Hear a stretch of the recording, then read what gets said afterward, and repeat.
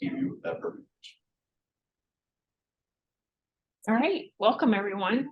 Philip, welcome. Thank you. Thank you for sharing your story.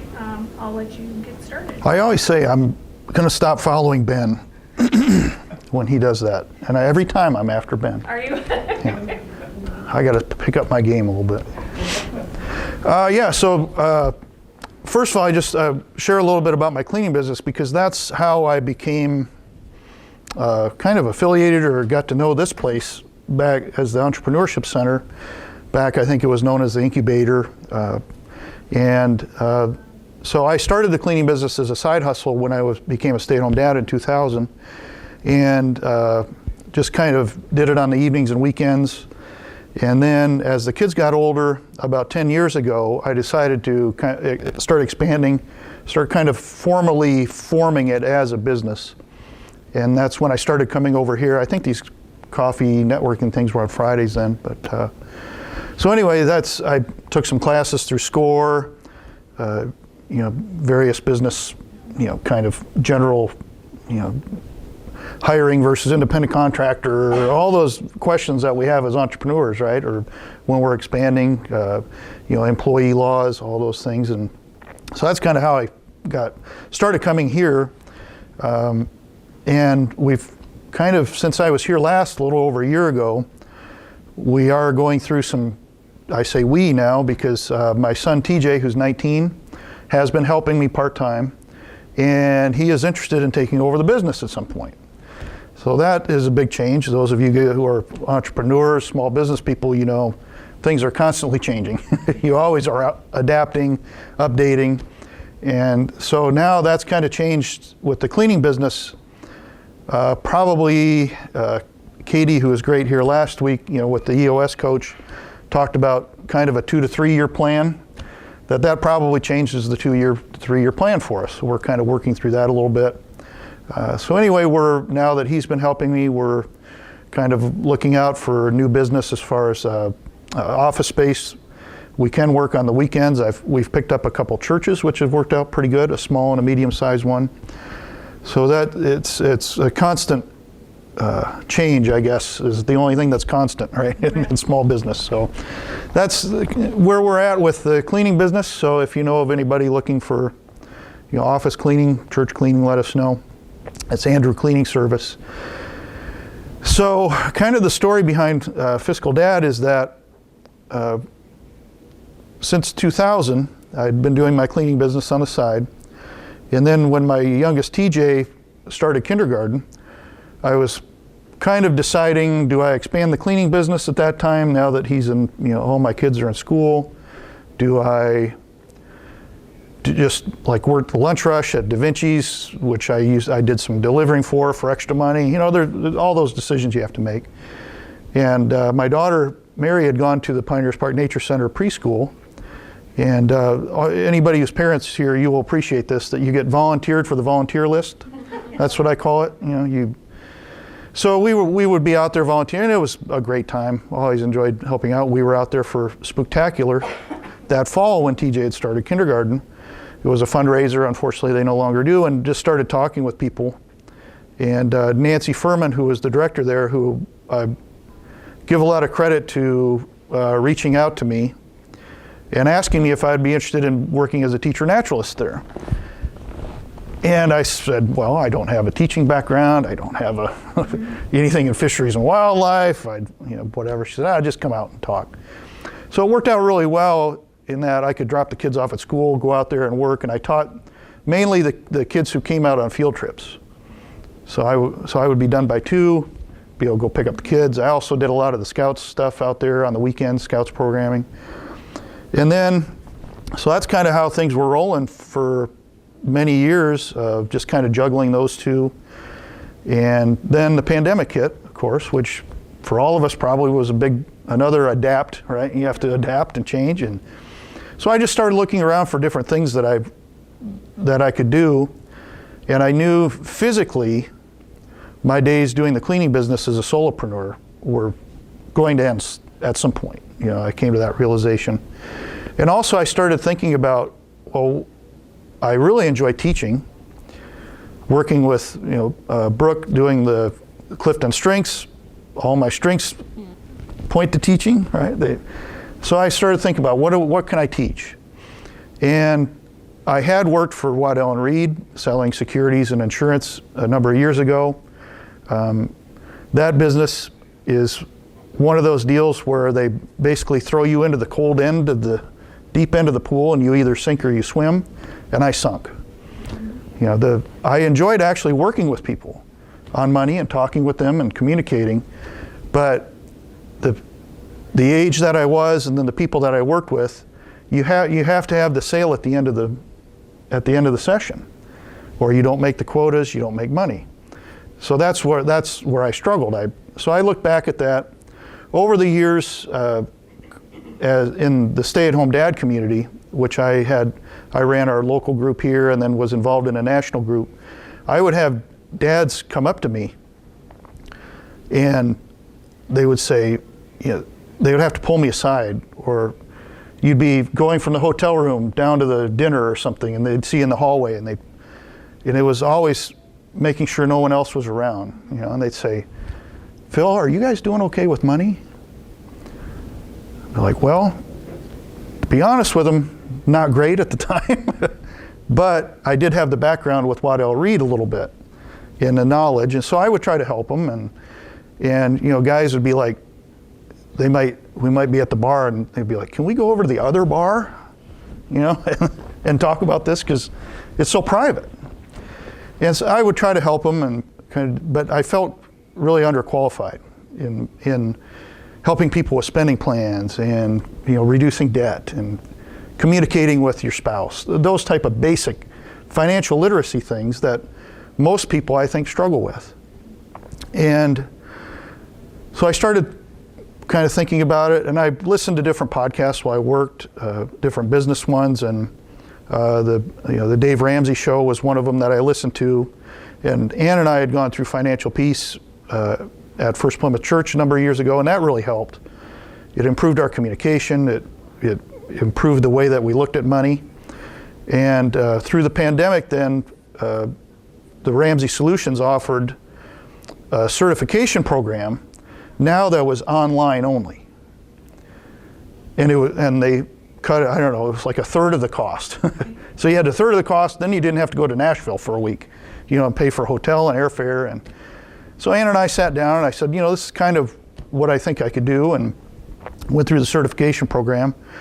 And so that's kind of where I was, maybe a year and a half ago, kind of starting to build this, was just getting the certifications, trying to build relationships.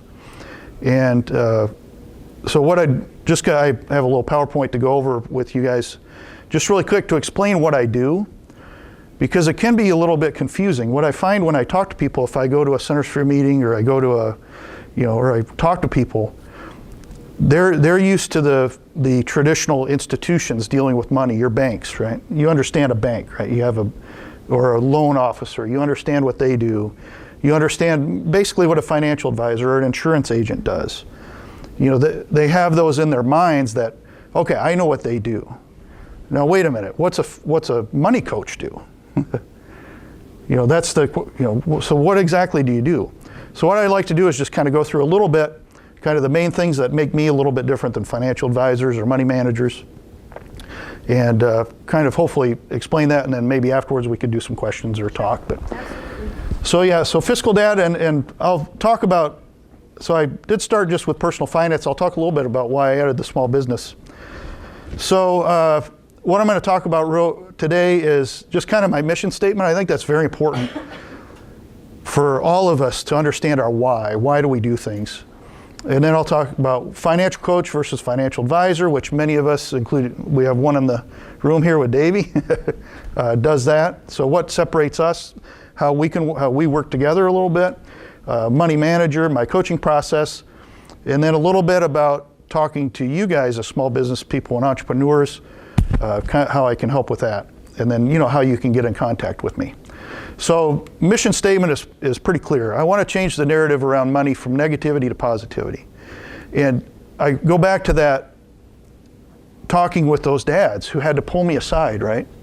And go to a different bar to make sure that nobody saw that they had a question, even it might have just been about, hey, I've got an old 401k. What do I do with it? But it's so personal, right? And it's so negative. There's so much shame. Social media is filled with memes that are negative. You know, depending on how you grew up, you may have grown up in a household where money was a struggle. You may be struggling now with death of a family member, collectors, all those things. It's so negative. And so I think how I kind of fight this and switch the narrative is teaching people how to live with intention. And information is power. I think knowledge is power. And then how to actually plan. How to sit down and say, okay, just like an EOS for business, or saying, okay, where do we want to be in 3 years? What are the steps we need to take the next 2 weeks that put us into that, that step, right? And then the last thing is laughter. One of the things that I found in teaching at the Nature Center was that those first years I really struggled because I didn't have, like I said, I didn't have a lot of experience teaching elementary school kids. And I had heard a great joke by Jackie Martling, who was one of the main writers for Howard Stern and is a great comedian. And somebody asked him on a podcast, they said, what's the greatest joke you've ever heard? And he said, oh, that's easy. So I'll ask you guys if you know it. Why does the hummingbird hum? Does anybody know it? Because it forgets the words. That's right, classic joke. And I said, wait a minute, that has something to do with nature. So maybe there will be a time where I have a few minutes to go with the kids, and I'll just tell the joke. And it was kind of interesting because when I told the joke, half the kids didn't get it, right? Because they're young. So you have to explain, well, hummingbirds, and then you hum when you forget the words, and oh, yeah, laugh. And they said, tell us another one. So then I had to think real quick. So another one that I knew was, what does the daddy buffalo say when he drops his son off at school? Does anybody know that one? Davey's got it. Bye, son. Bye, son, yeah. Half the kids got it, laughed. Yep. Half the kids didn't get it. So then you have to explain, well, then what's interesting is you get into, why do we call bison buffalo? So if I have a few minutes to kill, I can kind of explain that story, okay? And what I found was that the kids all of a sudden who were kind of nervous, and this is a new thing, being out in the forest or the prairie and there's wind and there's sun, it might be hot, it might be cold, is that all of a sudden they were focused more. That laughter kind of brought everybody in. So that kind of became a part of my teaching, was using laughter. And I started thinking about it, if you have kids out there who maybe are ESL kids, where if they're out in the forest in their home country, it is dangerous. Think about that. Or there's dangerous animals.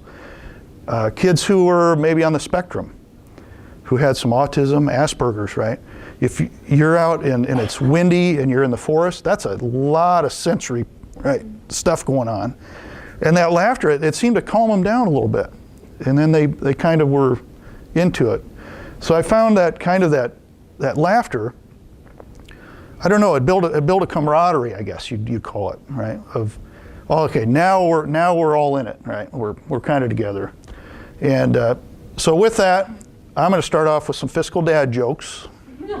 All right. So how much money does the skunk carry in his pocket? Raise your hand if you know this one. Nobody knows this one. I don't know this one. Nobody? 1 cent.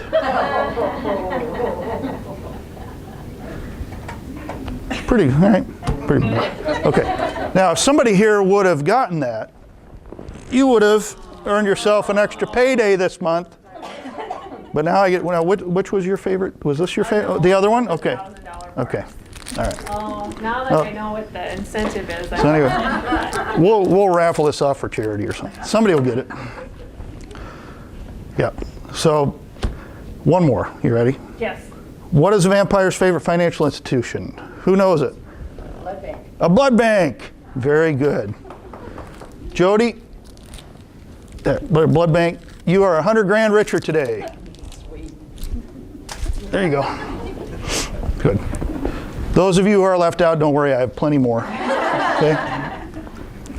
Along with donuts. Yeah. Eat the donuts. I can't have the donuts because I can't have gluten, so please take 3. All right. So shameless plug for our book club here at the Focus Suites. We read a book earlier this summer, I think it was, called The One Thing. Do you remember the author? The author just left my name. Brooke's going to look it up. So anyway, The One Thing was kind of talking about focus. It talked about single tasking. It talked about kind of Pareto's 80-20, if you guys are familiar with that, of time management, where kind of 20% of what you focus on, if it's important, will get you 80% of the results. So it's very important to understand, to focus on what you're working on, right? And we went around the room, and I think it was Brooke just asked a simple question. She said, if you can break down your business into one word, what would it be? And I said, teach. That's what I do. So that, with FiscalDad, is I'm a teacher. And so there are a couple ways that I do this, okay? Over the last year, I've been very fortunate to kind of team with and teach with a couple of really good organizations. One of them is the Association of Financial Educators, and then the other one is Southeast Community College Continuing Education. And so I do teach mainly personal finance. I've kind of happenstance got into some small business classes, which I've really enjoyed. Basically kind of talking about some of the things I did well in my cleaning business, some of the things I did wrong, and then also what I'm learning now building this FiscalDad coaching business. And so through AFE, it's a very interesting organization out of Austin, Texas. It's a nonprofit. And what we do is we provide anywhere from 30 to 90-minute classes or workshops free for workplaces, your nonprofit organization, any place that you would want to bring somebody in to teach about financial literacy. And I've got an Excel spreadsheet that has about 180 different classes on it, so it's a little overwhelming right now. But so if you want to learn about debt, anything surrounding debt, understanding your credit reports, understanding your score, your credit score, basic budgeting, investing basics of insurance. Am I ready to as a first-time home buyer to buy a house? All sorts of stuff in there that is created through partnerships with the FDIC, consumer protection agencies. AFE itself has created some of these. So, and what I like about it is it's instructional. Like I said, I'm a teacher. I can't sell at these events. I can't sit there and say, well, since you're here, you're going to get a $125 coaching session for $50 if you sign up today. It's none of that. The only thing I can say is that I offer a free 30-minute consultation. If you have questions, reach out to me.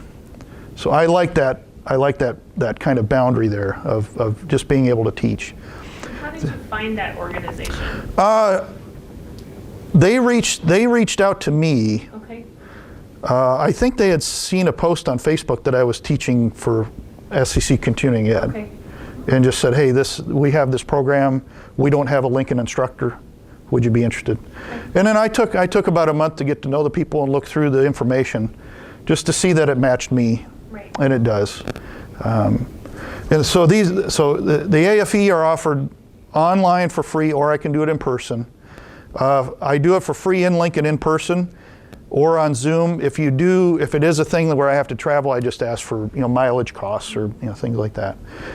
So then, thanks to Ray sending out an email quite a while back last fall that Southeast Community College was looking for continuing ed teachers. So I reached out and just said, yeah, I'm interested. And so what I've been mainly doing are the online lunch and learn, which are on Wednesdays at noon, on any number of subjects, personal finance, small business. We are in I guess it'd be the winter quarter, which would be January, February, March. I am going to start offering some evening classes as well. Okay. So that'll be kind of interesting. What I really like about continuing ed is it's a little bit of a deal of let's throw some stuff against the wall and see if it sticks. If it sticks, it works. If it doesn't, let's try something different. So we're kind of still in that kind of feeling out phase. Also, to go back to my days as a teacher naturalist, I am teaching some online classes on bird feeding, bird watching, and then some in-person bird watching classes that we're trying to work into the schedule. So that's been kind of neat. It gives me a nice little break. Those I really enjoy. I enjoy teaching about money and small business as well, but sometimes money, like I said, can be pretty heavy subject to talk to people about. So just getting out and talking about birds, and that's kind of fun. So that's my teaching. That's what I do. So financial coach versus financial advisor. Both of these are very important in how you deal with money. You want to be working with both, hopefully. Sometimes people will come into an experience with a financial advisor who worked for a company that has high quotas, that a lot of young people get into it, and they're sold something, right? And that turns them off of, oh, they're just trying to sell me an investment or life insurance. But it still is very important to work with a financial advisor. And so this is kind of where financial coaching, financial advisors are a little bit different. So I just charge a fee for my coaching session. They're 1-hour coaching sessions. What I focus on are the processes and the habits and the emotions and the relational part of money. So I analyze kind of the behavior, your relationships, try to build spending plans, create budgets. Let's work on how you can reduce debt.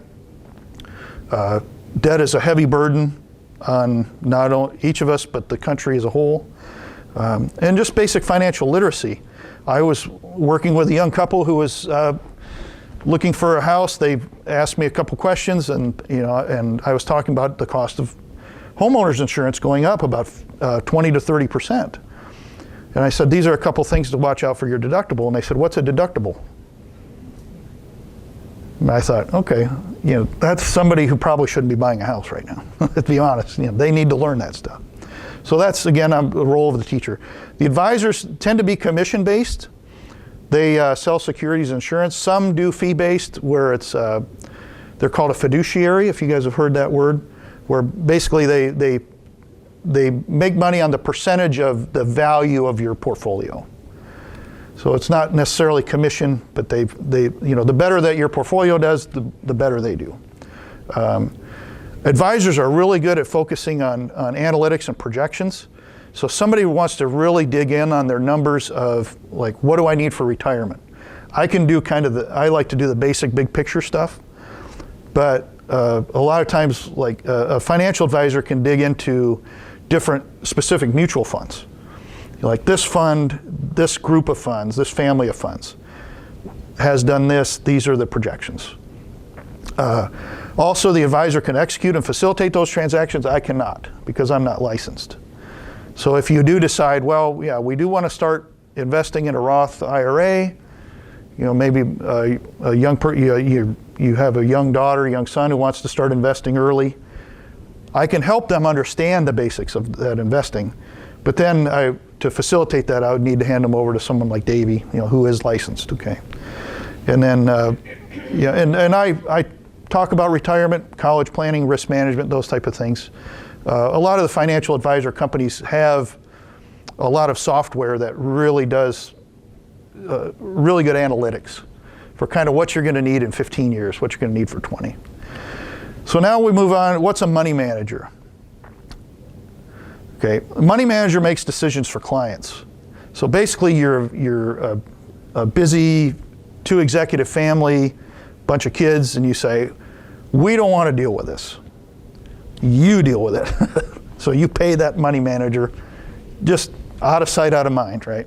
You tell me how much I can spend on food. You tell them. So now that does save the client time, right? Because it takes time to sit down with me. It takes time to build a budget out every month. It takes time to, to work out a plan for a debt snowball. But the thing that I warn people about is that passive can be dangerous. If you're not paying attention, it can be dangerous. Now, a money manager may require like a power of attorney, executorship of will and access. Now, there are cases sometimes where if you have, say, like addiction in the family, where the the person may not be able to handle their money right now. It may have to be turned over to a money manager. That would be something different than I do. So I don't make decisions for my clients. I try to educate them, and a lot of times, say when I meet with a couple, one may have one idea, one may have another. And they kind of get adversarial. So I say, well, I don't like either of those options. I want option 3, 4, or 5. And they may say, oh, well, we didn't even think of that. Well, it's because you were butting heads. So I want to help them understand there's more than 1 or 2 ways to look at a problem and to solve it. And so I encourage ownership, and then I don't ask for power of attorney, any of the executorship. I don't want access to your accounts. I'm going to teach you. I don't want that. I want to keep that boundary. So how my process works is that it's a free 30-minute no obligation consultation. And a lot of times I go 40, 45 if I have time, because people want to ask questions. I go through a financial snapshot, which is a big picture. So that's your income, that's your mortgage, that's how much debt you owe, do you have life insurance, just kind of the big questions. And then usually as we continue, I want to hone down into your spending habits. So I'll go back and ask for you to go, print out your last 6 weeks of spending. And a lot of times what happens is you'll sit down with somebody and they'll see what they're, wait a minute, what did we spent that on that? We spent that. And then that all of a sudden you're engaged. All of a sudden you become intentional. Because you say, wow, we didn't realize we spent that much on dining out last month. Holy cow, no wonder we're struggling. So that process, those 2 things, kind of the big picture and then honing in.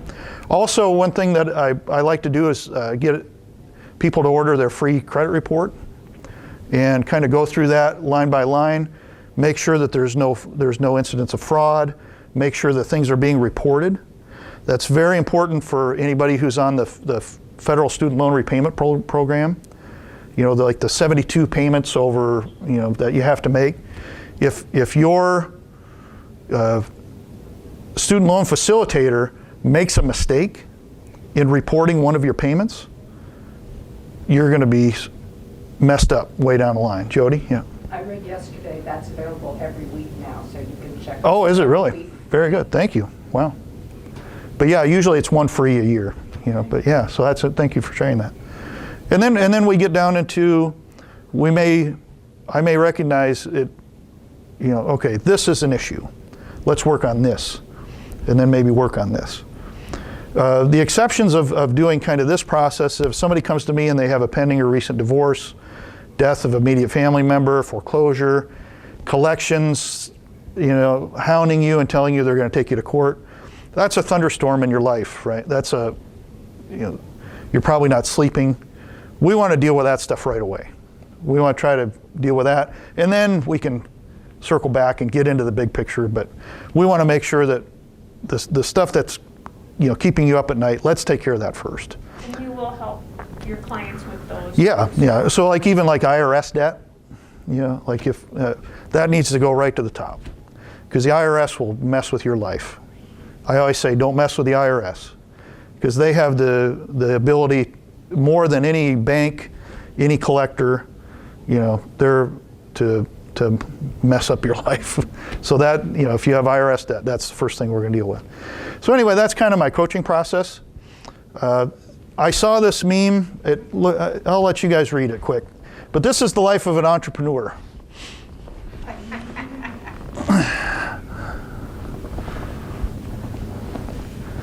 That's just one day. That's one day. That's right, Stacy. That's one day. And by the way, I've lived this sometimes in a day.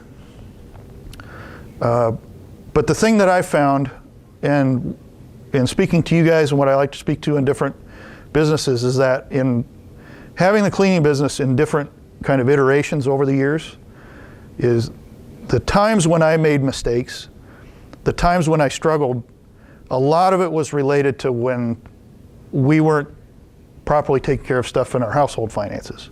Ann and I weren't communicating properly. We weren't being intentional. We weren't planning. We were on different pages. And that exacerbates that roller coaster right there of what that is. And what I found is that as we started working on that, I started making much better decisions in the clients that I took. I started thinking more in terms of long-term planning, not only with my business, but in household. And so that's kind of where I want to set up, kind of one of the markets is, you know, I've been in the shoes of small business people, in not only having a business for a long time, but in starting another one. And I'm learning mistakes as I go with FiscalDad. And so it's very confusing because the IRS makes us separate everything. And that's fine, that's great, that's how it is. But what it does is I think it mentally separates us for some reason. We don't engage in both, we don't understand the connection. So they are connected. We make better decisions when we're not fighting about money at home, when we have a plan at home. It builds patience. I've had some cleaning clients that people have reached out and said, hey, can you put in a bid? And something didn't feel right, maybe the relationship or maybe the company or the job. And before I would have taken it because we needed, more revenue, right? And there's kind of a joke that I've heard that people who are small business owners who are commission-based, kind of, right, who have, instead of dealing with the problem, we just say, oh, we'll just go make more money. I'll just go get more clients. I'll go sell more insurance. I'll go sell more, right? Whatever you're selling. But that doesn't fix the problem. It just, it just kind of continues it. So the skills that are required to run a business, like Katie, who was with AOS last week, talked about it. Attention to detail, prioritizing your schedule, planning and goals, making sure that you have emergency funds in household and your retained earnings at work, with your business. All those things have to be done both.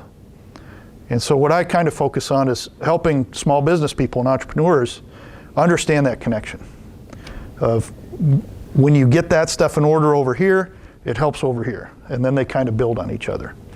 So this is how you guys can get in contact with me. I'm right here in 318.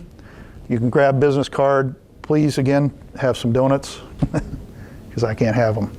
So I'm finished up. So Jim's online. I think we forgot Jim.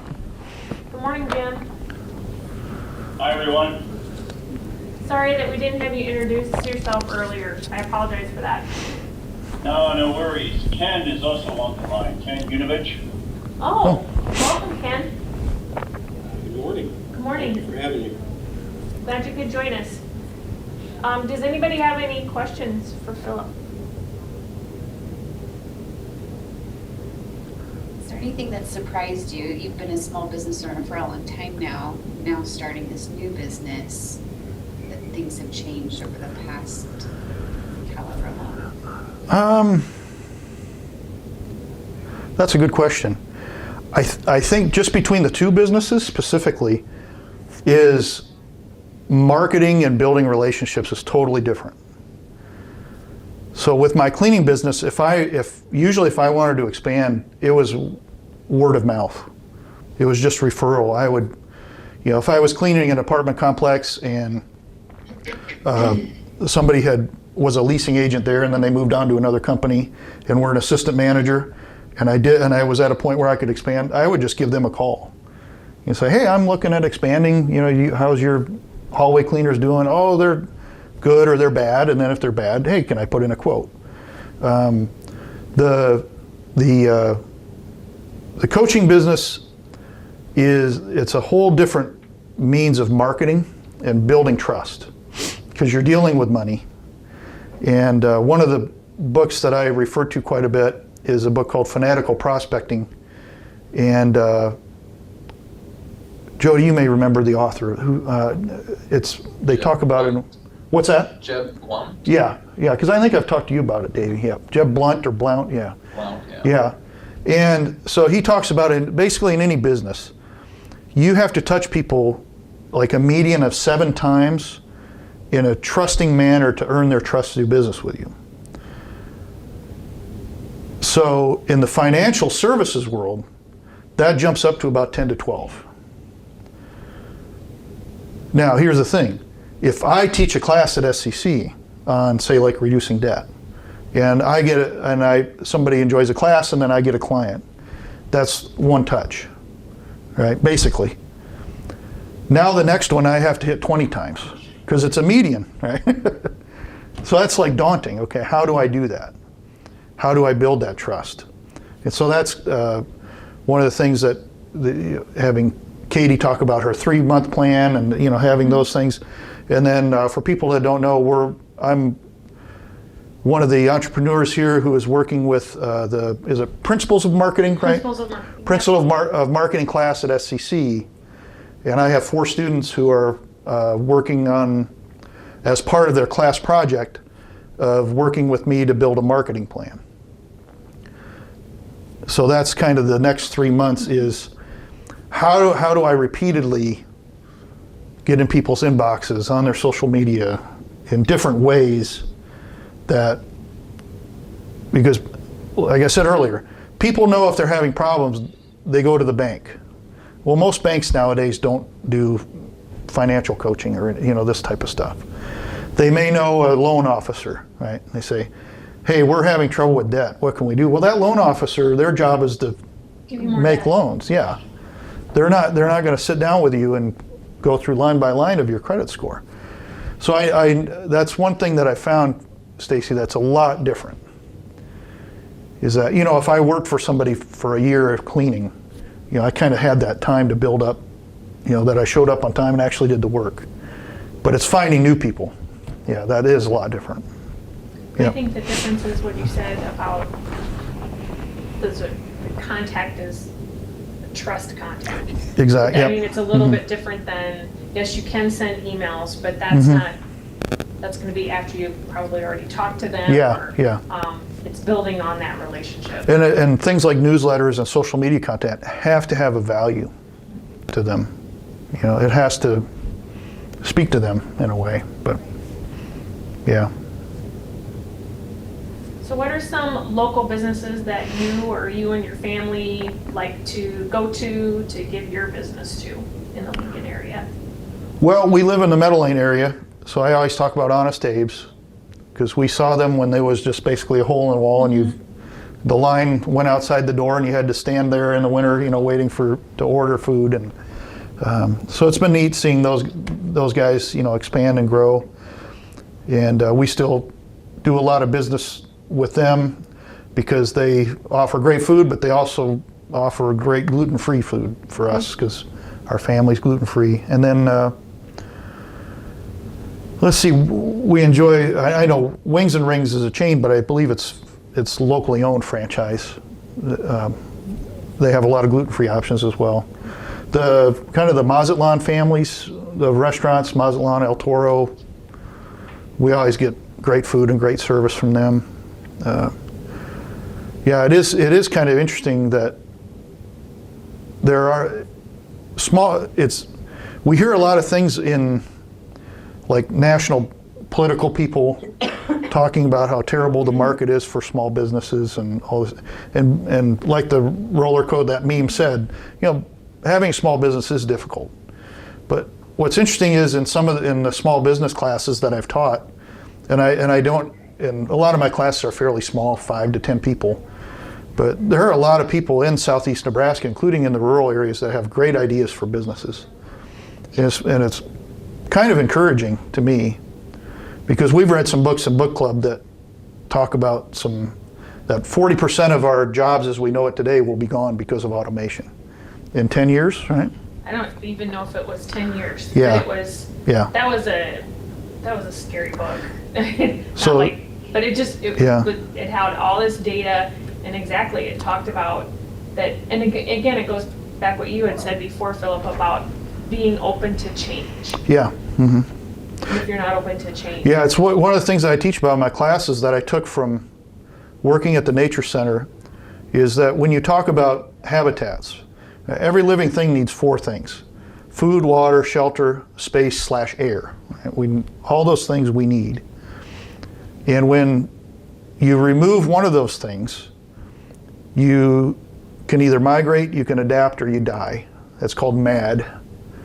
So if you don't do any of those 3, it'll drive you mad. That's what I say. But So yeah, you can move, right? A lot of people during the pandemic, a lot of businesses moved from California, New York City, and moved to different places that were open. You can adapt. You have to adapt in small business because it's always changing. Or you're, whatever it is, 2/3 of businesses in 5 years, right? Die. Sometimes there are circumstances around that, but yeah, you always have to be open to change, and it can be very difficult if you're not used to it. Yeah. You mentioned one book, Fanatical Prospecting. What are some other books that you enjoy or that you feel yourself continuing to go back to? Well, there's one that I go back to quite a bit, and that's Tuesdays with Maury.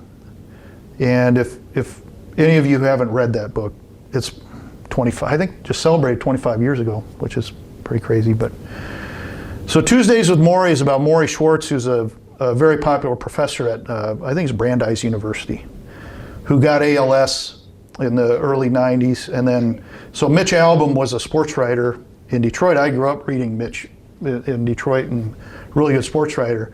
And then they had a newspaper strike. I can't remember if it was like the warehouse or writer strike. So he had this time on his hands, and he had found out that Maury was sick. So he went back to visit him. And Maury said, Mitch, like, will you write my last class or something? And so Mitch flew back every week on Tuesdays to meet with Maury, and then Maury would basically give him a dissertation on life, you know, and all the things that he looked. I think he was a psychologist, psychology teacher. And so then, you know, so this kind of chronicles kind of Maury's, you know, death and what Mitch learned from it. You know, it's a very moving, emotional book.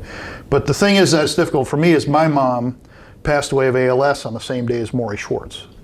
Wow. So for me to go back and read it, a lot of times it's a great reminder to me of what's important in life. Because like Maury talks about in there, the only thing that's worthwhile are loving and respectful personal relationships. That's it. You know, so yeah, it reminds me of that, and that helps with that roller coaster, right, of being a entrepreneur, a small business person, is that when you invest in those relationships, that it doesn't matter. You can fail 100 times. If I fail with FiscalDad, I fail. You know, I just go do something else because I have the relationships. I have the, you know. So yeah, but it can be difficult to go through, you know, because it is interesting. It is kind of the same kind of, I guess, timeline of kind of health issues that my mom went through. Yeah, so probably from a practical standpoint would be Dr. Stephen Covey's 7 Habits of Highly Effective People. That one I was struggling in college. Because my dad had cancer as well. He died when I was 21, but so there was a lot of stuff going on, and I was working a lot. I have a journalism degree. I worked in broadcasting.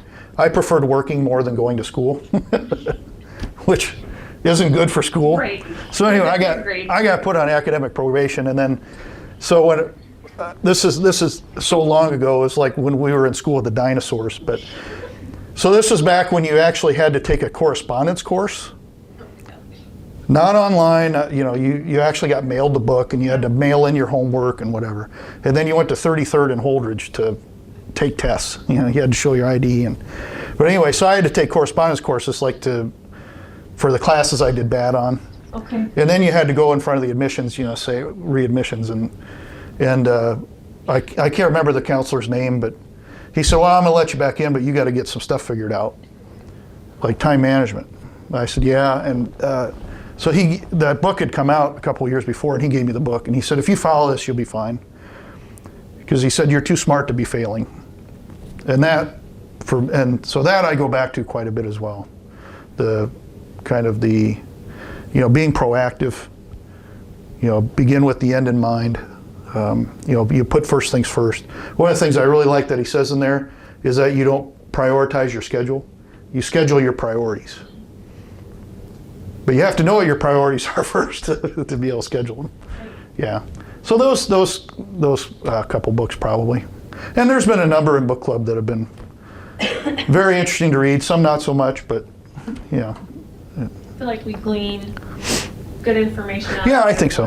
Yep. Yep. Does anybody have any other questions for Philip? Yep. Jody tried chopsticks.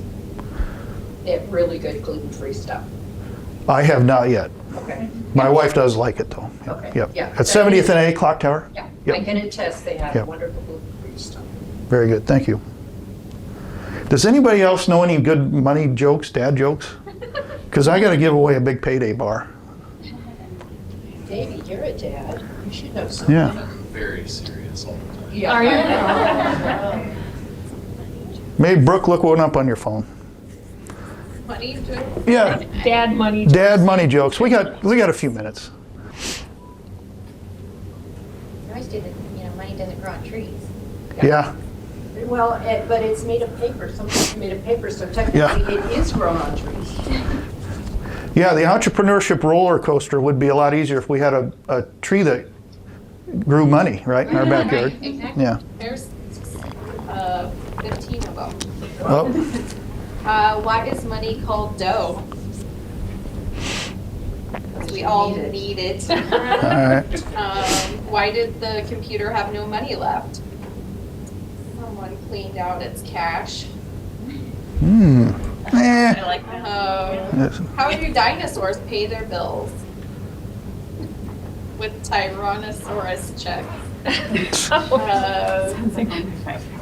Why did the robber take a bath before he stole from the bank? He wanted to make a clean getaway. When does it rain money? This is dumb. When there is no change in the weather. Oh. All right. Who likes payday bars? Anybody like payday bars? Nobody? Wow. Well, Because it's whoever wants it, you can Peanuts have and it. nougat and caramel. Yeah. This one, Peanuts. my husband eats. Gotta share this one. If money grew on trees, what would be everyone's favorite season? Fall. Yep, there you go. One more reason to love fall. Yeah. Yeah. Well, thank you, Philip, for sharing Thank your you. story today. Just a couple side notes. We will start a new book club on Tuesday, and we will be reading The Go Giver. And that was recommended by Josh Nix, one of our Focus Suites members. And so we'd love to have you join us if that would work out. So thank you again, Philip. We appreciate it. Thank you. And we'll see everybody next week.